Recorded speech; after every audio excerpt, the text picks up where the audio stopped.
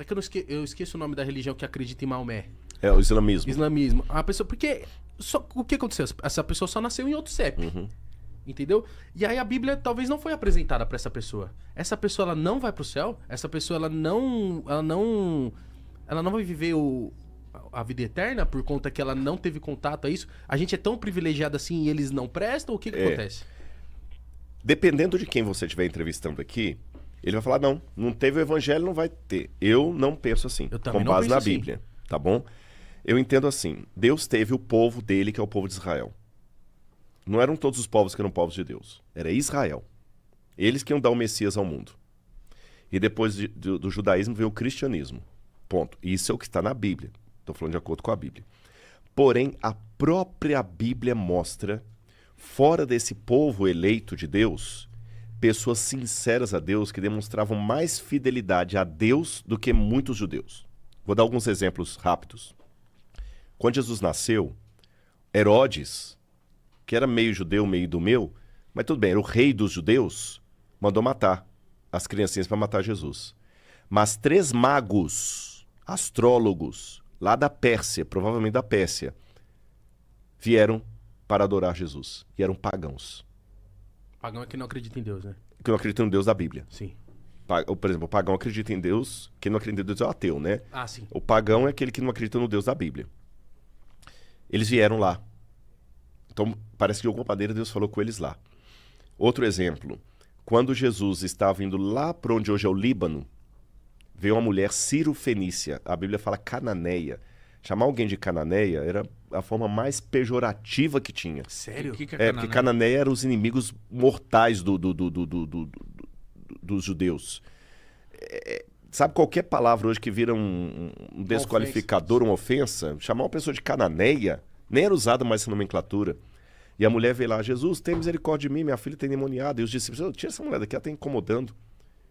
Jesus olhou para ele e falou assim, olha, eu em Israel não encontrei fé como dessa mulher.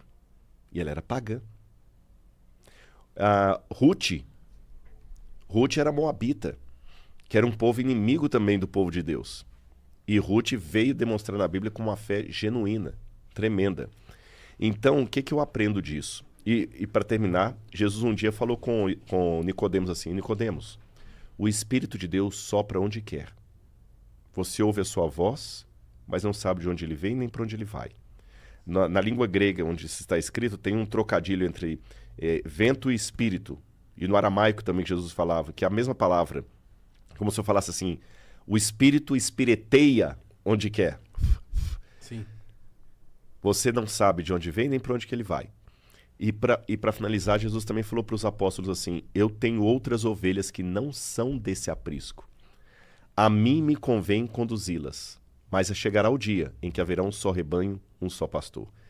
Com esses elementos bíblicos que eu apresentei, o que eu posso responder para você?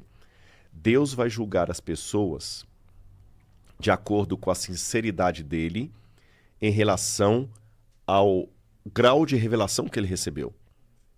Aí eu vou me surpreender com uma coisa. Porque às vezes, vamos pensar, você colocou aí o índio, vamos pensar o índio lá na Amazônia, adorando o Tupã. A única coisa que ele sabe de Deus é que ele chama Deus de Tupã, fica adorando os espíritos da natureza ali e tudo mais. Só isso que ele sabe. Mas ele está sendo fiel àquilo ali. Ele está amando o seu semelhante lá na tribo. Ele não está fazendo mal a ninguém. Não está fazendo mal a ninguém. E eu aqui, Rodrigo, com toda a teologia, a erudição, eu estou menosprezando o meu irmão, eu estou falando mal do outro, eu estou cuspindo na dignidade do outro. E às vezes com a Bíblia Eu debaixo estou do com braço. inveja do outro e com a Bíblia debaixo do braço. Aí Parece que tá cego, né? tem um autor, e Paulo dizia que o que de Deus se pode conhecer, Deus manifestou no mundo inteiro através das obras criadas. Então ninguém ficou em trevas absolutas. Aí tem um autor chamado John Milton, autor do Paraíso Perdido. Ele dizia que no céu nós vamos ter 3 surpresas. Pessoas que a gente tinha certeza que ia encontrar lá, pode ser que a gente não vai encontrar.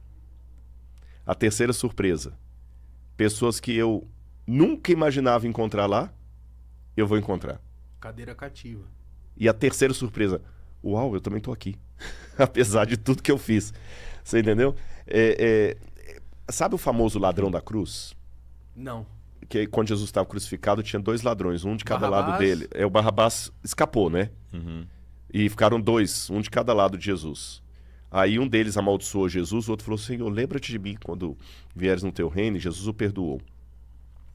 Eu vejo essa história daqui, eu penso assim, poxa, o cara poxa, perdoou, arrependeu e tudo. Mas imagina alguém que sofreu nas mãos daquele ladrão ali. Então, eu não me preocupo com isso, porque eu tenho a obrigação de pregar o evangelho do reino, como diz Mateus 24:14, tanto é que eu estou aqui, e Deus que está me mandando. Todo lugar que Deus está mandando eu estou indo, você está entendendo? E falo, mas eu também tenho que saber que o trabalho final de restauração, de conversão é do Espírito Santo.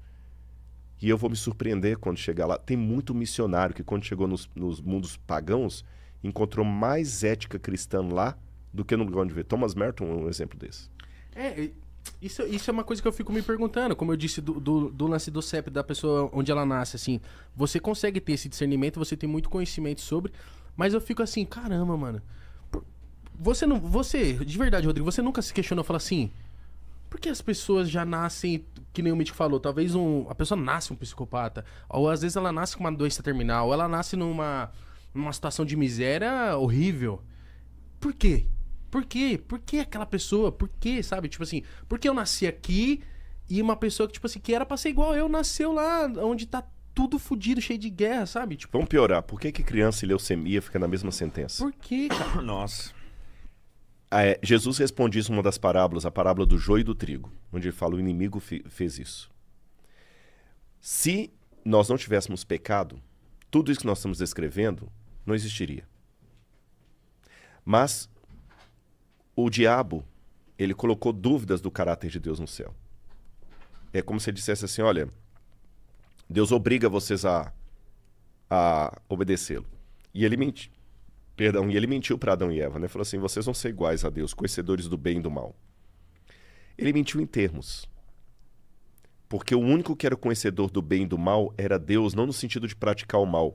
É porque só existia o bem no universo, mas Deus sabia, por sua onisciência, Podia ser provocado. o que seria o mal. Tá.